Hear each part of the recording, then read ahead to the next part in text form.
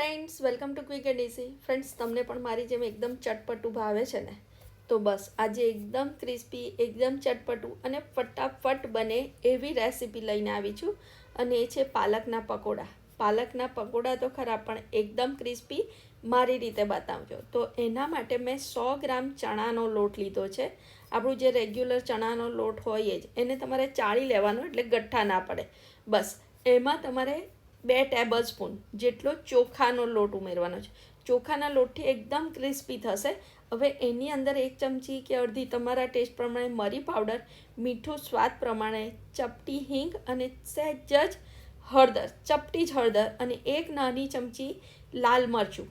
આ બધું જ તમારે પહેલાં ડ્રાય મિક્સ કરી દેવાનું અને એમાં થોડા ધાણા ઉમેરી અને ફરી બધું મિક્સ કરી અને થોડું થોડું પાણી ઉમેરતા રહી અને સેમી થીક બેટર તમારે બનાવી દેવાનું. ફ્રેન્ડ્સ, આપણે બટાકાની ચિપ્સના અથવા તો રીંગણ છે, ટામેટાં છે, એવા જુદા જુદા ચિપ્સના તો ભજીયા ખાતા હોય છે, પણ આપણને એની સાથે આ પાલકના પણ ભાવતા હોય છે. જો આપણું બેટર થઈ ગયું, આવી રીતે બેટર ચેક કરવાનું. આપણું બેટર એકદમ કમ્પ્લીટ છે, એને 5 મિનિટ રહેવા દો. હવે એક ડીશમાં તમારે આવી રીતે ચોખાના લોટને સ્પ્રેડ કરી લેવાનો છે અને એની ઉપર આ પાલકના પાન ગોઠવી દેવાના. એટલે થોડોક ચોખાનો લોટ આ પાન ઉપર ચોંટી જશે અને એનાથી ક્રિસ્પી પણ થશે અને બેટર એની ઉપર સરસ રહેશે પણ ખરું. બસ હવે એને સાઈડ ઉપર રાખો, બીજું કંઈ કરવાનું નથી. હવે સર્વ કરવા માટે એક આપણે ડીપ બનાવીએ. તો આ મારી પાસે ચીઝ મેલ્ટ છે. તમારી પાસે ના હોય તો તમારે મેયો યુઝ કરવાનું અને એની અંદર આપણી રેગ્યુલર જે ધાણાની લીલી ચટણી હોય ને એ એકદમ ચીઝી, બહુ જ સરસ લાગે છે.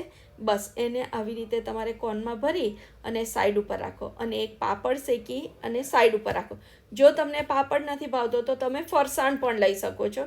હવે 5 મિનિટ થઈ ગઈ છે. મેં તેલ પણ ગરમ મૂકી દીધું છે.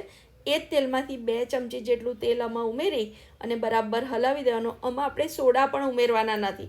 અને બસ આવી રીતે ડીપ કરી અને જેવી રીતે આપણે રેગ્યુલર ભજીયા ઉતારતા હોય છે ચિપ્સના, એ જ રીતે તમારે એને ઉતારી લેવાના છે અને ગેસની ફ્લેમ સ્લોથી મીડિયમની વચ્ચે રાખવાની છે અને તમારે એને તળી લેવાના છે એકદમ ક્રિસ્પી થાય ત્યાં સુધી, અથવા તો લાઇટ ગોલ્ડન બ્રાઉન થાય ત્યાં સુધી.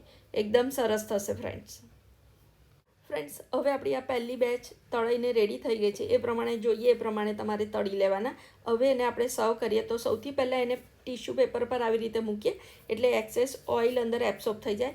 પછી ડીશમાં તમારે આ રીતે બધા ગોઠવી દેવાના છે. જો એકદમ ક્રિસ્પી બન્યા છે કે નહીં તો તમે ટ્રાય જરૂરથી કરજો. હું તમને તોડીને પણ બતાવું જો કેટલા ક્રિસ્પી છે. બસ હવે એની ઉપર તમારે ચાટ મસાલો સ્પ્રિંકલ કરી દેવાનો અને આપણે પેલું ચીઝી મેલ્ટવાળું જે ડીપ રેડી કર્યું હતું ને એને આવી રીતે તમારે કોનમાં ભરેલું છે એટલે આ ઇઝી પડે સર્વિંગ માટે. બસ આવી રીતે અનઇવન તમારે સ્પ્રેડ કરી દેવાનું. એ જ સાથે મેં એવી રીતે એક આ કેચઅપનો પણ કોન બનાવ્યો હતો, એને પણ આવી રીતે સ્પ્રેડ કરી દેવાનું છે. એ ના કરવું હોય તો આપણી ગળી અને લીલી ચટણી તો છે જ. હવે મેં એની પર પાપડ સ્પ્રિંકલ કર્યા છે. તમને ફરસાણ ભાવે તો ફરસાણ, પણ ચટપટું છે, ખાવાનું ગમે એવું છે, ફટાફટ બને એવું છે, તો ટ્રાય જરૂર કરજો.